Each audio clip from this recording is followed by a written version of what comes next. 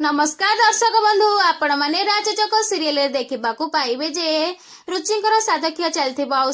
सुर गाँव दी जन पिला आसवे जिते से सुर को देखिए तो कहे कि सुर भाई तमें ये कौन कर तमें कौन सेठ कर सब ऋण सुझी देछ आउ तमें एत दिन जाए गाँव को कहीं जाइन यह शुणला समस्ते सीत को मुह को चाहे आउपटे ऋषभ आसिक कहे कि कुह सीत भाई ये क्या कथा कहते कौ सेठ कौ गाँ कथा कहते एतिक बेले दिया कहे कि ऋषभ जिते बड़े एक्सीडेंट पूर्व सीत गोटे गाँव में फसी जाइथिले आउ सेठी जड़े तांको सहाय्य करिथिला आउ से सेठी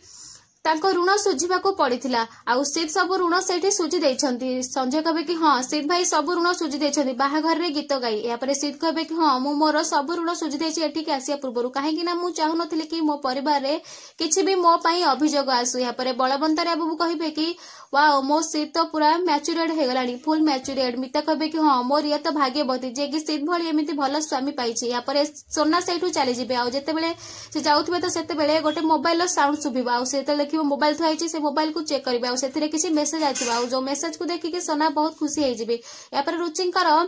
साधक्या स्टार्ट हबा आ जेते बेले समस्त गिफ्ट होथुए सोना भी मध्य गिफ्ट देबाकू रुचि को जिबे आ रुचि को गिफ्ट